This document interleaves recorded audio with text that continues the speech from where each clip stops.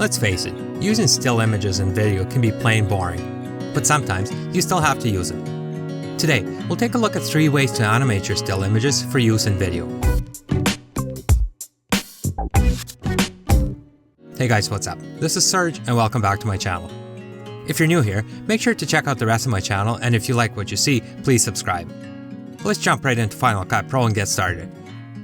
First up is the Ken Burns effect. This is the easiest way to animate your images, and a lot of the time this is all you need.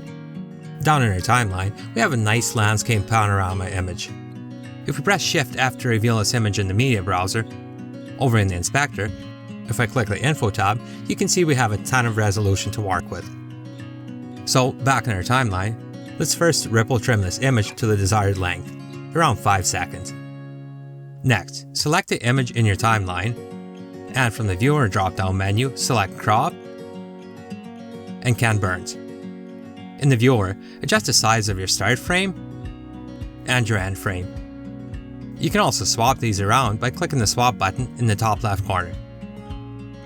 Click Done, and you just turn your still image into a fake camera pan.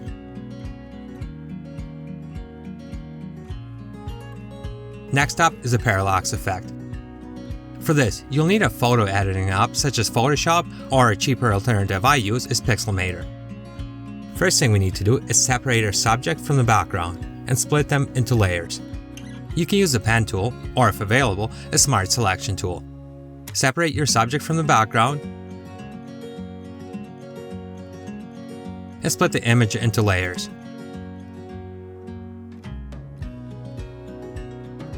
Now, disable the subject layer and use the clone tool to fill the hole left behind.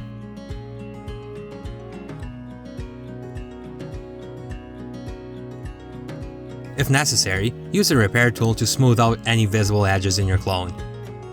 It doesn't have to be perfect, but make it look as smooth as you can. Next, re-enable the subject layer and export your image as a Photoshop file.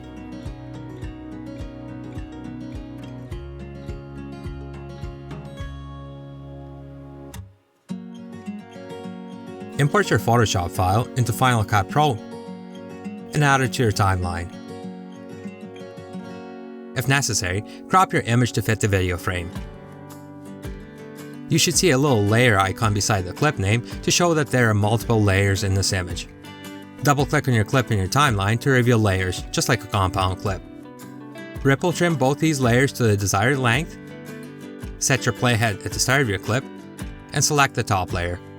From the drop-down menu, select the Transform tool and add a keyframe. Move your playhead to the end of your top layer and increase the scale to about 130%. Select the bottom layer, move your playhead back to the start, and add a keyframe to the Transform parameter.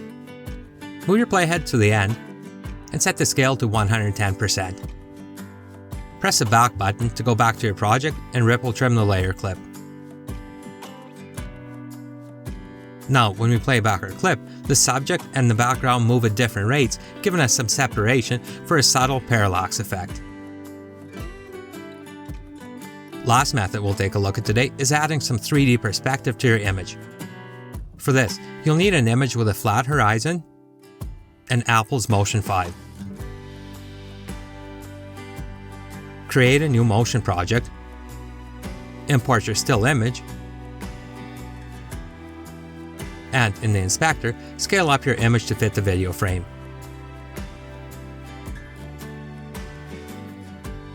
First thing we want to do is add a camera and switch to 3D. Select your image layer and make a copy of it by pressing K on your keyboard. Select the bottom layer and crop the top image down to the horizon line.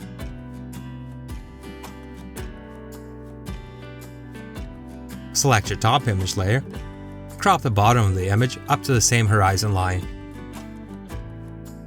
Click on the bottom layer again to select it, right-click on the viewer, and select Anchor Point. Move this down to the bottom of the frame.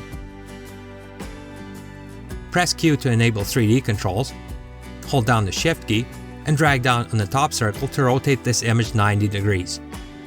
Next, Grab the top of your image and stretch it all the way up until it touches the top image. Right-click in the viewer again and choose the Distort tool. Click and drag the corners to resize your image to its original shape.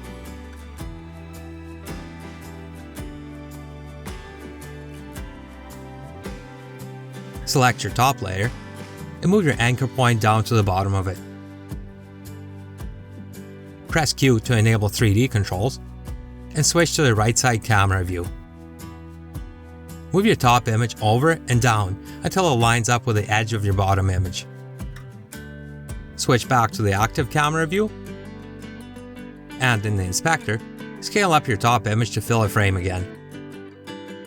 If we orbit the camera, you can see we now have a nice little box here. Double-click the Orbit button to reset the camera. Now, with the camera layer selected, from the Behaviors drop-down menu, select Basic Motion and Move. Move the playhead to the end of your timeline and reframe your image. I'll dolly in on mine and maybe move it down a little.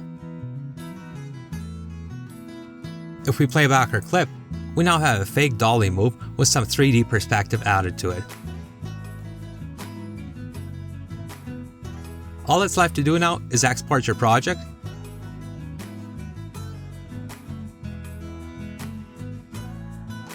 import it into Final Cut Pro, and add it to your project. If you want to learn more about any of these techniques, I'll leave a link in the video description to videos that go a little more in depth into each one of these methods. If you enjoyed this video, make sure to hit the like button and check out the rest of my channel for more Final Cut Pro tutorials. Thanks for watching, and I'll see you back here next week.